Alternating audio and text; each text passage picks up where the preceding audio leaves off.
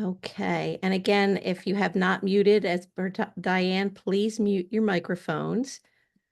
Hello, and thank you for joining the Thomas Expert Series. We're going to get started in just a minute. In the meantime, I want to ask everyone to go ahead and mute their microphone. See, she thinks of everything, that Heather. The Expert Series will be recorded and placed on demand, so please let your colleagues know how much you enjoyed the presentation today. And she likes everybody to get used to the chat, so I'm going to ask you, she always asks about the weather, and since we're experiencing like some nice temperatures today, how cold or how warm is it where you are? Okay, so I'm in Almost Philly. 65 in Georgia. Ooh, that's nice. I think I'm 56 degrees. I'm putting that in the chat. 80 degrees down in Florida. Ooh, that's just not Ask, nobody asked you.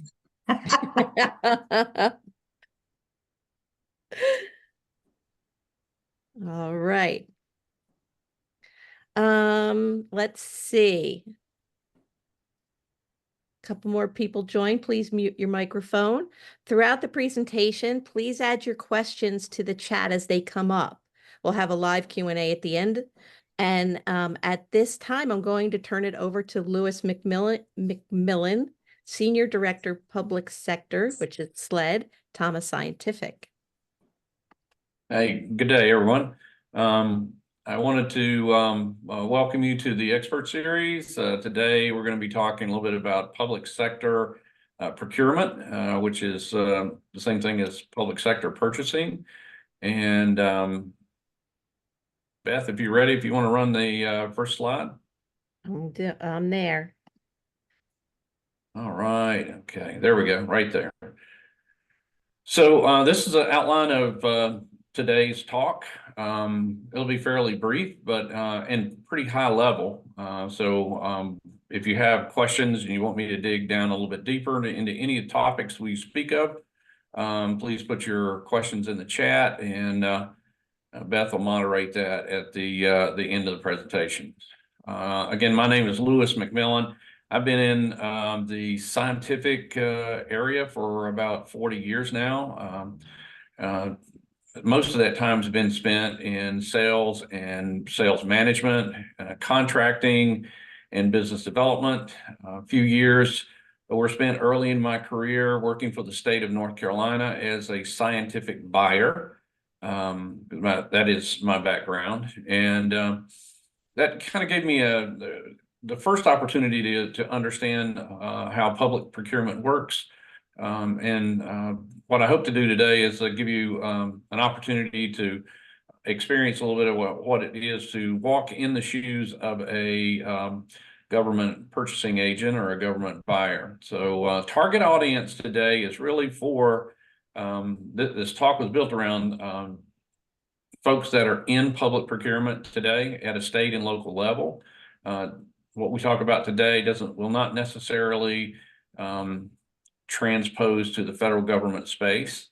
So talking about cooperative contracting at a federal level is a little different than it is at a state and local level. And my comments today will be strictly at those at a state and local and public higher education level. If you are also from outside of the U.S., now this may not necessarily pertain to you or to your how goods are acquired or procured in your country. We did have some folks that pre-registered earlier for Puerto Rico and some for Canada. I will say that Canada is beginning to kind of get into the cooperative contracting groove, and I'll talk a little bit more about one of our contracting vehicles that is being used in Canada today. And Puerto Rico can participate in cooperative contracts at a state and local level, just like any municipality or state in the United States. So Puerto Rico this would pertain to you. Outside of that, this is probably not necessarily relevant to any other country. And well, I know there are a lot of folks that are on the call or on the talk or attending the talk today that are salespeople. This is not necessarily geared towards you as well, but it will give you an opportunity to understand a little bit better about how your customers work in the realm of procurement and how they utilize cooperative contracts to make the procurement process more efficient. So with that said, the goals here today are kind of three-part. The first is to talk a little bit about what is a cooperative contract or cooperative contracting in the SLED space, which stands for state, local, and educational. We'll talk about how cooperative contracts improve the efficiency of the procurement process and how government buyers can save time and money by using a cooperative contract. And then we'll also outline cooperative contracts that Thomas Scientific has been awarded over the past couple of years, and talk about which customers can access those. And then we'll have some time for a Q&A at the end. So with that said, next slide, please. So before we get started, kind of level set everyone and talk just a bit about the job of being a public procurement professional. Public procurement is a little different than commercial procurement. It's based around some very basic principles that you need to be aware of. One is transparency. Pretty much everything that happens in the public procurement space needs to be transparent. In other words, because we're spending tax dollars to buy goods and services, it's important that that none of the activities are really kind of being carried out in the dark. So transparency is really kind of a basic tenet of public procurement. So when there's like a question and answer period in a during a bid solicitation, or if you attend a pre-bid conference and you ask a question, the buyers will tend to come back to you and say, we'll answer your questions, but you need to send us a question in writing. And then they'll take all those questions and then put answers to them and send them out to everyone. That's an example of how transparency works in public procurement. Fairness and equitable treatment. So all suppliers who are wanting to contract with a government entity need to be treated fairly, treated the same. So in other words, that's not a place for favoritism when you're doing public procurement. If you don't understand why a buyer won't go to lunch with a salesperson, it's pretty easy to understand, because obviously somebody looking at that relationship could question that as whether, okay, well, are you buddies, and can you fairly evaluate a solicitation in which your vendor is competing against competitors of theirs. So if a vendor gets a little concerned about the fact that they're kind of being kept at an arm's distance, that's why, because this basic principle of fairness and equitable treatment is very important. Secondly, third is that competition is really a basic tenet of public procurement. So in order for that tax dollars to be spent in the most appropriate manner, it's important that competition exists. So vendors are submitting quotes and proposals, and best value is generally how winners are decided in that competition. And then lastly, compliance.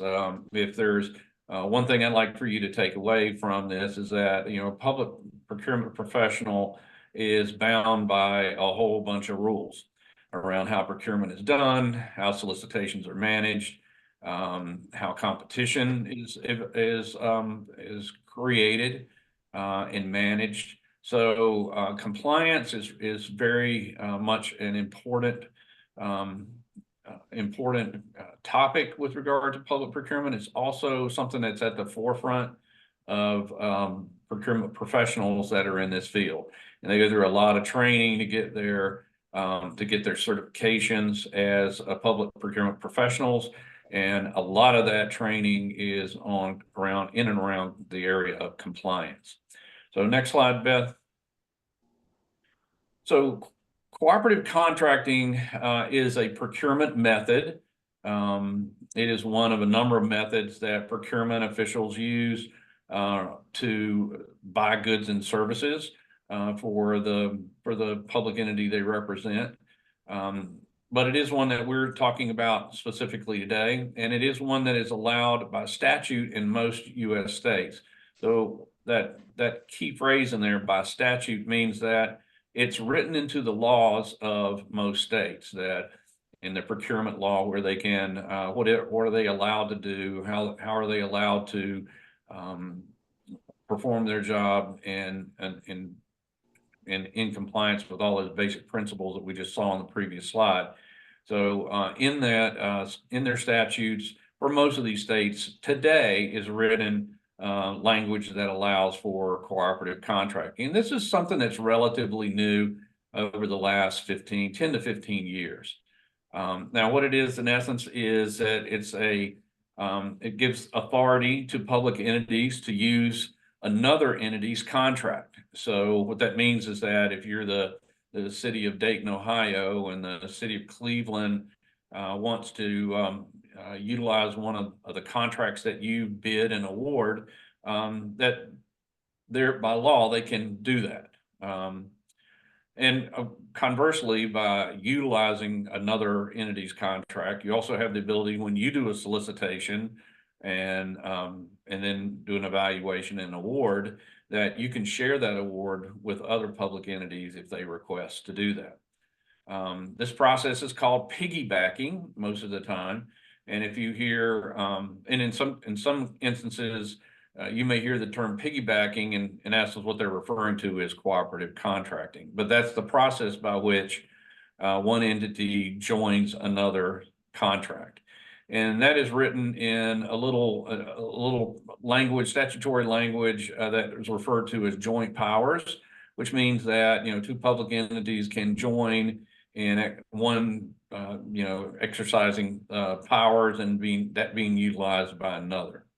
So requirements that for these solicitations, for each solicitation may be different. In some cases, bid solicitations are issued in such a way that, if you're the vendor that's bidding on that, it'll say in the bid document itself that the intent is for this solicitation to be used by other government entities. And in some cases, you may be asked as a bidder if you are okay with a bid award being shared or utilized by other government entities. And you have a choice there in some cases to either select yes or no. In some cases, you may not even get the option. It may just say that, hey, if you were awarded this, this agreement may be shared and utilized by other government bodies. So that's pretty typical for a lot of solicitation, particularly larger solicitations where like somebody is looking to buy from a vendor and buy all the products that they offer.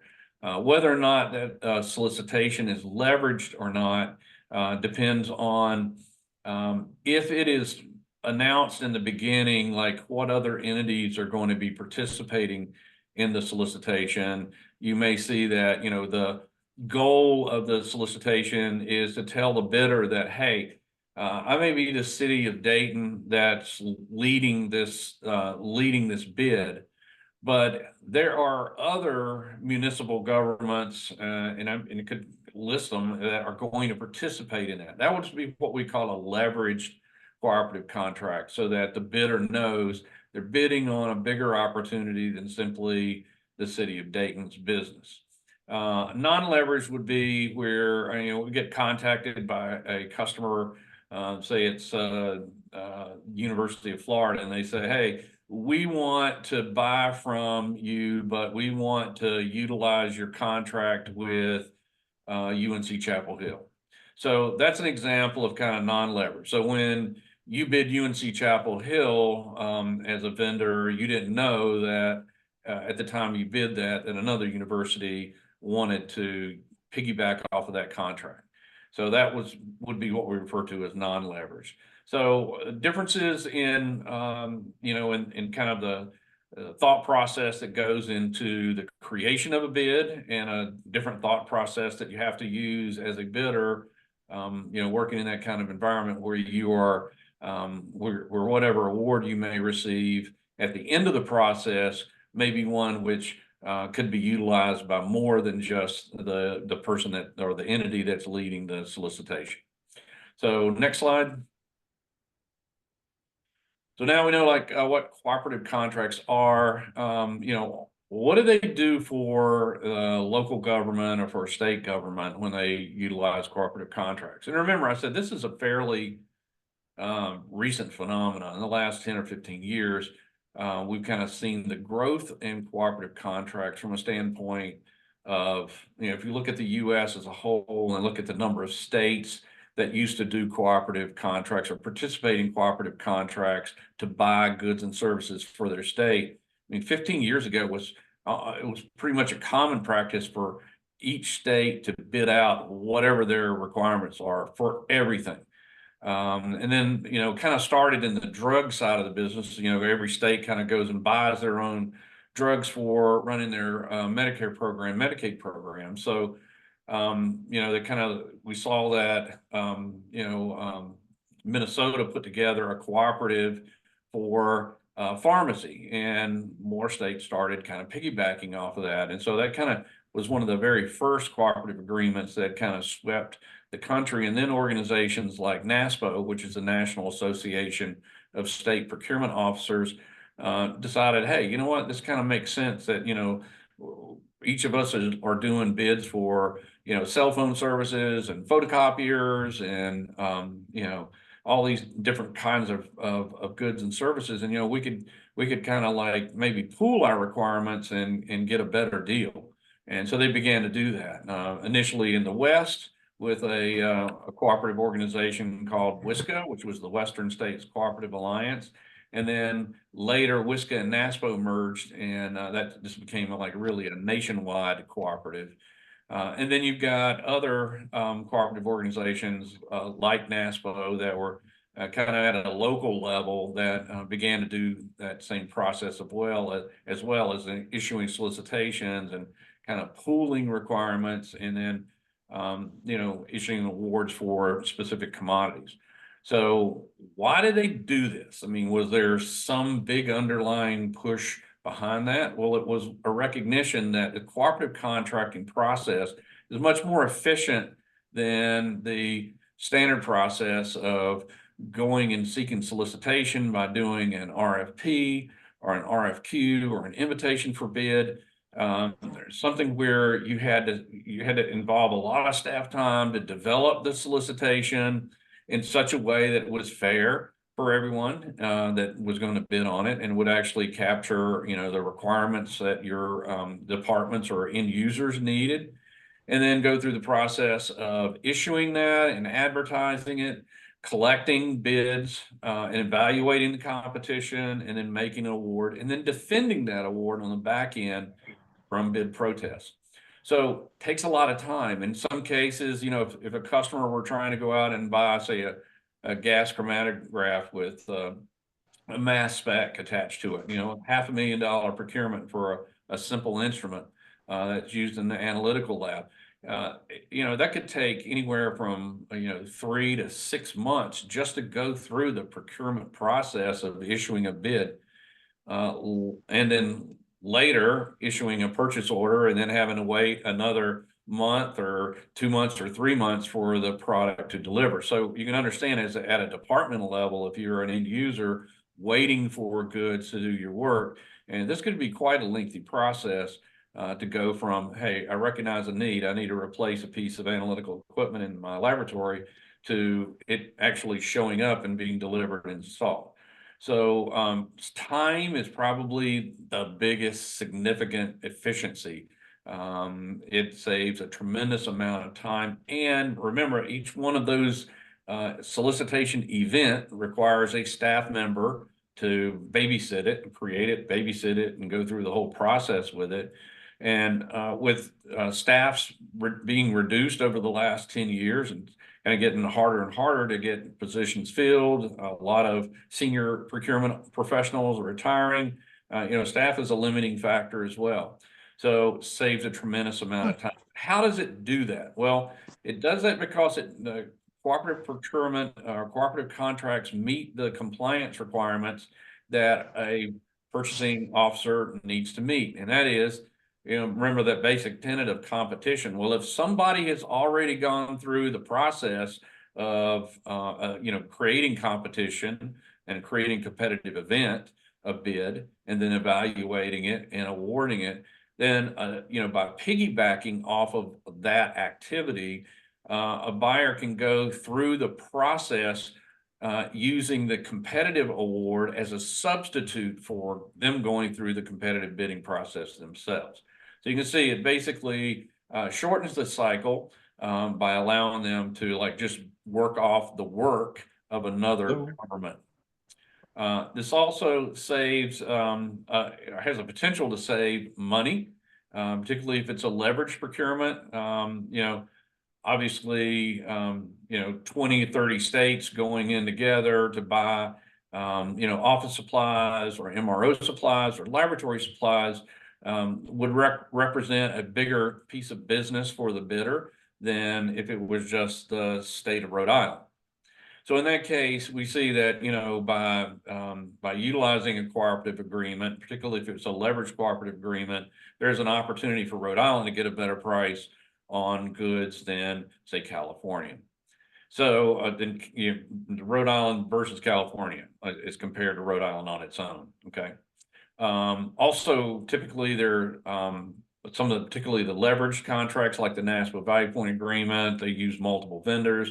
So there's competition within the award where vendors are competing, but it's a smaller pool of vendors that compete.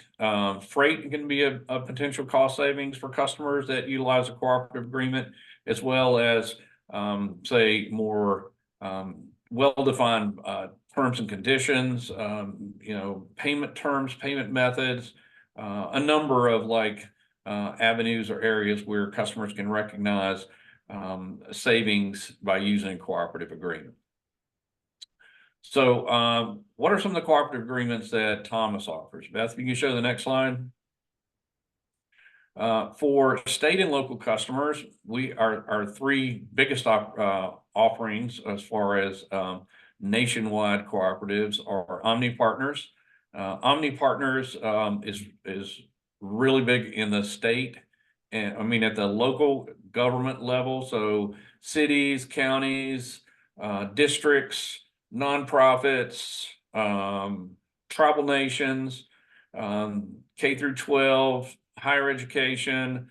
Those are customers that are kind of targeted by Omni Partners Cooperative. Omni Partners is a private cooperative entity, and they are headquartered in Tennessee. They are an organization today that has been created from the consolidation of about 5-6 different smaller cooperatives. They were all kind of came together to form Omni Partners over a period of about 6 or 7 years. Omni Partners is relatively unique in the fact that they have a field of they field a whole team of managers that support the public sector customers that are there to kind of help educate them on what contract portfolios that they have available. They sell everything. I mean, billions of dollars in contracted spend each year. Everything from IT services and products to MRO, office supplies, all kinds of services like facility services. So really, really big organization. Sourcewell was formed by the state of Minnesota as a cooperative entity affiliated with the state of Minnesota. Like Omni Partners, I would say there's probably not a lot of city and counties that aren't already members of Sourcewell, just like Omni Partners. I think Omni Partners counts for maybe 97-98% of all local public sector customers. And then NASPA Value Point, the one I mentioned a little earlier, is the cooperative arm of NASPO, which again is the National Association of State Procurement Officers. So each state has a chief procurement officer who is a member of NASPO. They have a board of directors that directs the organization and its goals and purposes, and they meet throughout the year to talk about topics that are important to state procurement.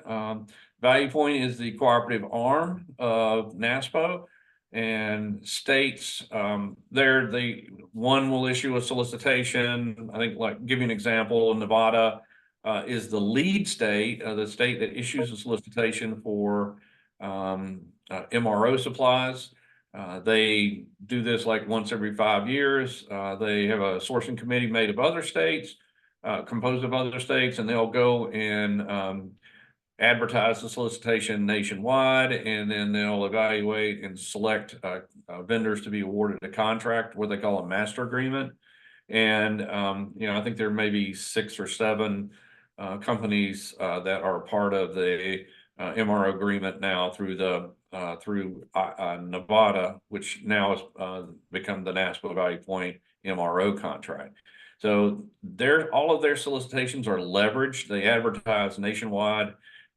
States decide on their own whether they want to utilize a particular contract portfolio or not.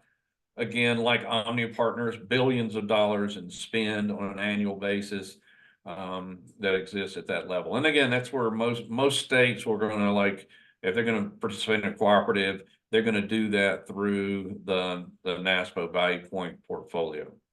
Next slide. So this talks about public higher education, and in this case, we have some of the same offerings nationwide. We have some offerings which represent our Thomas's full catalog, and those are the same ones we mentioned at the state and local level, which are Omni Partners, Sourcewell, and NASPO Value Point. We also have a nationwide contract that offers just our exclusive products for customers that may have a prime relationship with a competitor of ours, and they don't, they're really sensitive to bringing in another supplier that offers, products that are going to overlap with them. So we have a contract award from Florida State University that allows us to offer just our exclusive products, so not a full catalog offering. And then we have, in addition, some nationwide offerings. We have some couple of strong regional cooperative agreements where we offer, again, our full catalog. MHEC, which is the Massachusetts Higher Education Consortium, obviously is found in Massachusetts and in some surrounding states.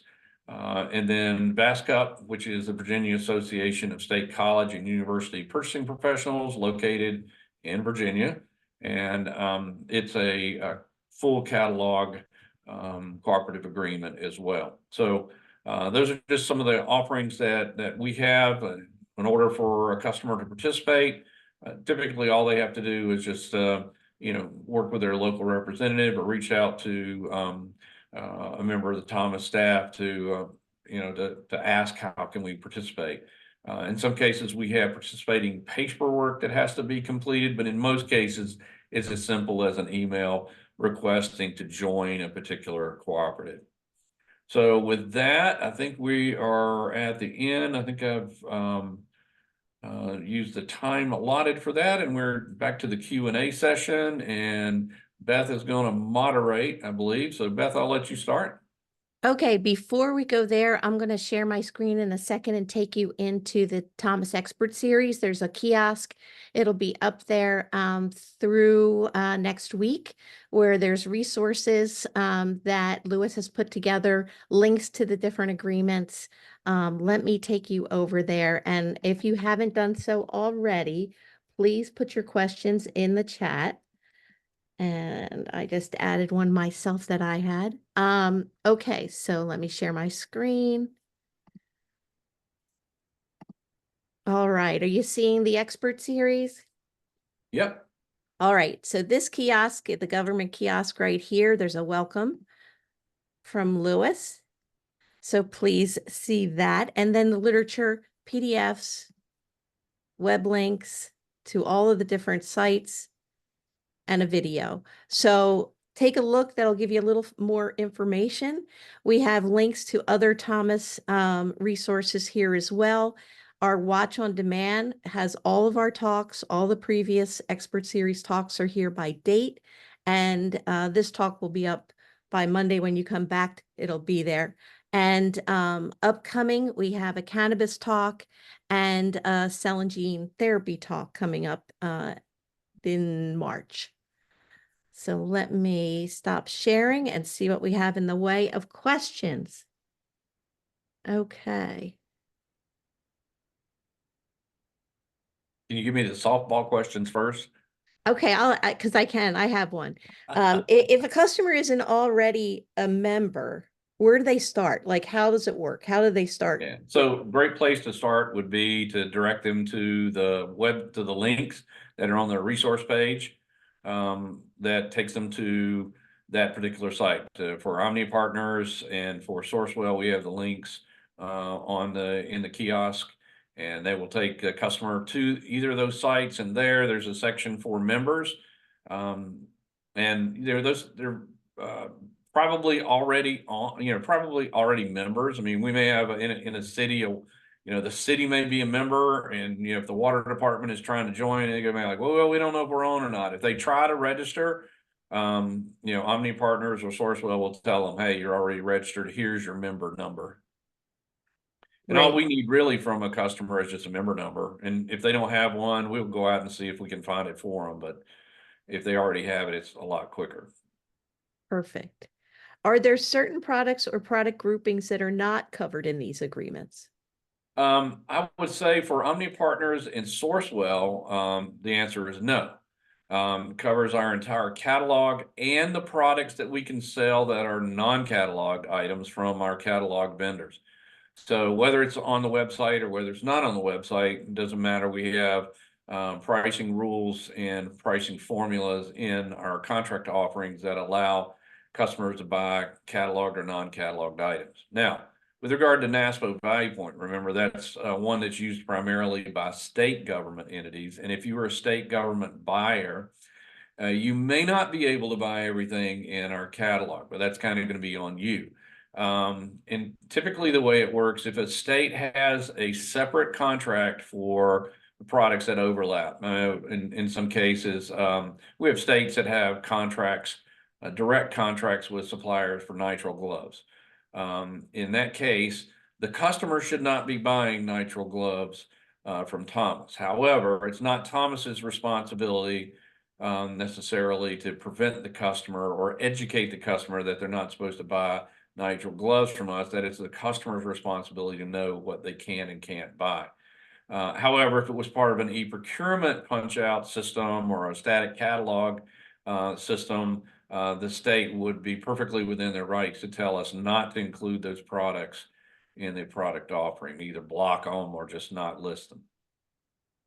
Okay, and you mentioned earlier about this being US based, but there was something around Canada. Do you have more Yeah. details on that? Yeah, so Canada has been experimenting, and there have been a lot of discussions going on back and forth between U.S. cooperatives and Canadian government procurement professionals for several years now. And while there haven't been any direct agreements yet that transfer from the U.S. to Canada, Canada has created some of standalone cooperative entities themselves that are utilizing contracts from US-based cooperatives. For instance, we, through our Sourcewell agreement, participate in Canada through a Canadian co-op called Canoe. And our Thomas agreement is available to Canoe. And so Canadian laboratory end users can utilize, that are government buyers can utilize Thomas products or access Thomas products through our Canoe contract. Thank you. Is there a place in Salesforce that a rep can see if a customer is a member of Omnia, and as a rep, they want to promote Omnia, but not sure who is already a member or not?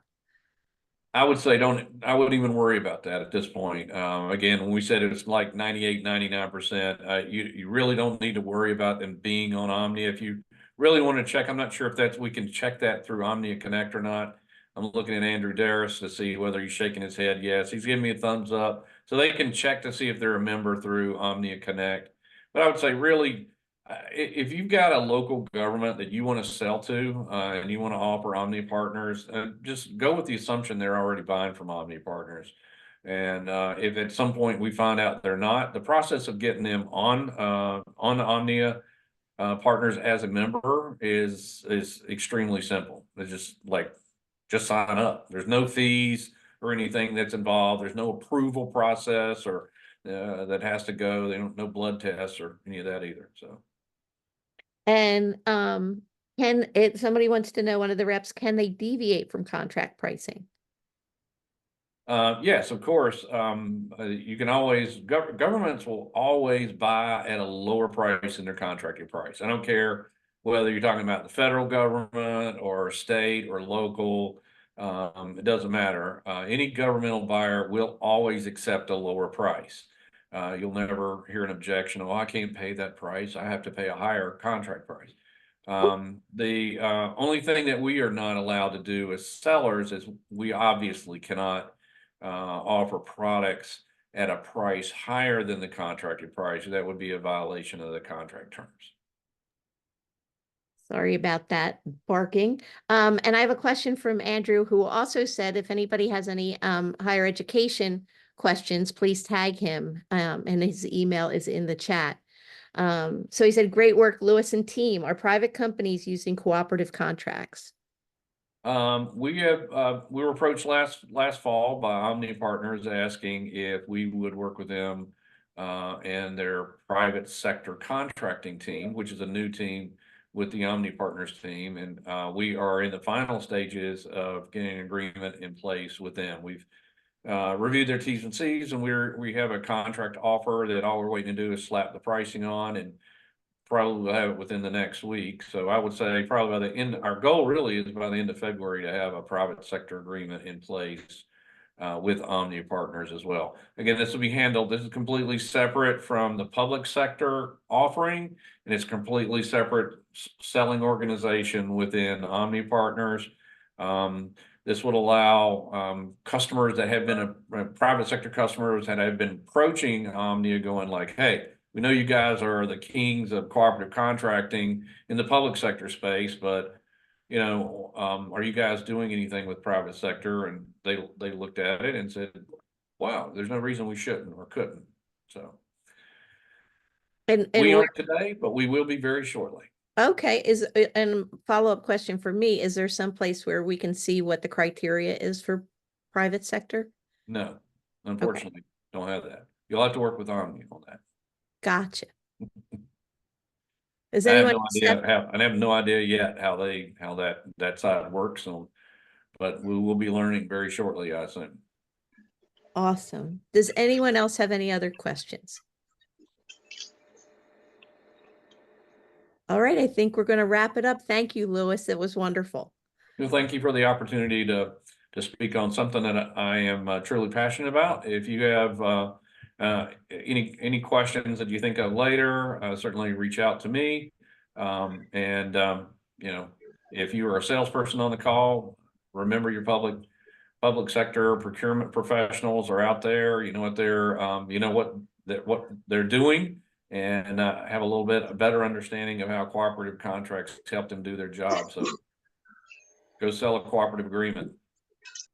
And if anybody missed any part of this call or have customers or colleagues that would benefit from it, this talk will be in the expert series on demand no later than Monday. So please share how much you enjoyed it, and then also remind them that they can go back and watch Lewis all over again. Thank you, Lewis. You did such a great job. We really appreciate it. Thank you. Thank you. Bye, everyone. Bye, everyone.